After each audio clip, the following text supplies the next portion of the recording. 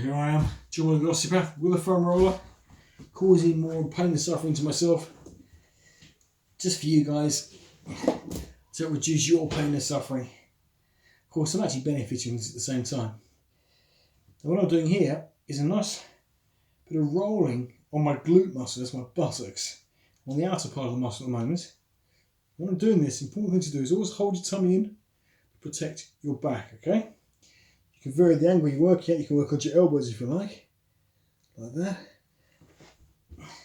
Work a bit higher, or square yourself up a bit more. You can even change the angle that the roll is at. So midway like this, you can roll from side to side. When you do it, always try to activate the movement through the core. And why am I doing this, you may ask? What on earth has this benefit actually got? Well, your glute muscles are really, really important. They help with hip extension when you're walking, and also external and internal rotation, also when walking, running, all kinds of any you want to go from A to B, you use your hips pretty much. Anyway, really important muscle, and one of the problems you've got is that the muscles from the legs, they often come up and they tie in from the quads, they wrap around, tie into the glutes here, and your lower back comes up or comes down into here, these muscles they blend with the buttocks on the sides. So if there's any tension in your lower extremity or your trunk as well, it's very often the glutes will work extra hard. Sometimes they do it because they're trying to keep you upright and just to protect your body from being worn out. And usually bad posture for a long period of time will often cause this. So both static posture and dynamic, so you could be walking or moving around in ways that may actually create a bit of an issue, or could just because you're very, very inactive. Both of these two sides are awful. You want to be somewhere in the middle where you're active, you're not overdoing it, and when you do movements, you want to be doing them correctly and not taking any shortcuts, because shortcuts don't lead to shortcuts in the long run. They actually make things worse. If you're trying to get fit, you're going to break down at some point. Things are going to get worse. Anyway, so back to the rolling. Rolling's absolutely brilliant. It really helps to relax those deep muscles within the glutes you can't normally do by just stretching on their own. Now, you don't have to use a roll, you can use a ball as well. You can use like a tennis ball or a cross ball. Fantastic to get deep in here. I prefer a roller. Personally, it's a bit less painful, but it just helps me I can control the angle I'm working at. There's a bit more instability with the balls. Maybe I'm not ready for those just yet, but I just prefer a roller because I can work in one direction or another. All I've got to do is simply change it up like this. It's very important, of course, to loosen off your hips, because the hips help with knee function as well, because the hips and knees work together when squatting. If you've got tension at either one end of the chain, you're going to have problems. And as I discussed in my last video, we talked about calves as well. The calves are your suspension for your knees. Of course, the force is still coming from above, so you still need to dissipate forces from above before it gets to your knee joint as well. Ideally, forces should be distributed evenly throughout the body so that no one joint surface is overstrained.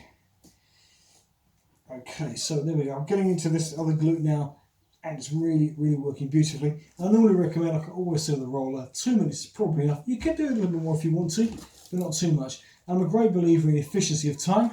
So as you're doing this, keep your tummy tucked in, as I said before. Use your core to do the motion as well, okay? Guide everything you do from the centre, and not just pushing with your legs as well, or pushing your arms. The temptation, of course, is to let your shoulders come to here as you're doing it.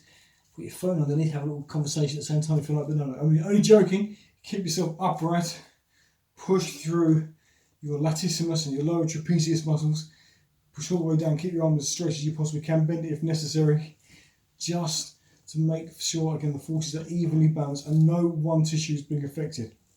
Sometimes I find with this, if this is done incorrectly, your neck actually aches because you're doing this and you're just letting your head flop down into itself.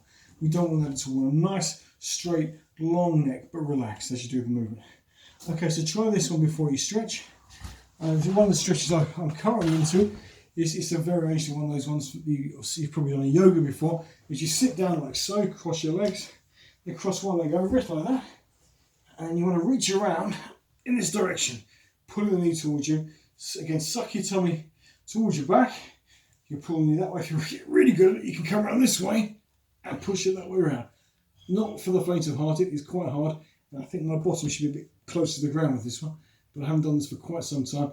and I'm very, very out of shape because I haven't done any rehab work at all during the summer. So it's really worthwhile if you're going back to the work environment now. You want to be fit to go back to work, otherwise you're going to end up coming to see me. I'm happy with that. Please do come and see me if you've hurt yourself.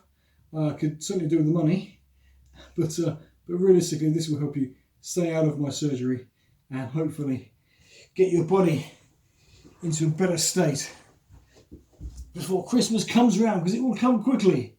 And if you're not in shape in the next few months, as everything starts to slow down, you'll find by Christmas you're in a pretty bad way. Again, with this exercise, remember to keep the tummy tight, pull that knee towards you, and just twist your body around as best as you can. So you yoga aficionados, you probably say to me, John, you're doing this wrong, you're doing that wrong. And yeah, but I'm just working on it myself. And so hopefully you can give me some pointers on how to improve this stretch. But again, with these stretches, like all stretches, I recommend minimum of 30 seconds, no more than about 2 to 3 minutes. Any more than that, you're probably pushing a bit too much. You can do calves for a little bit longer, but the glutes, they like about up to 2 minutes maximum, absolute maximum. Okay, well, I hope you enjoyed this video.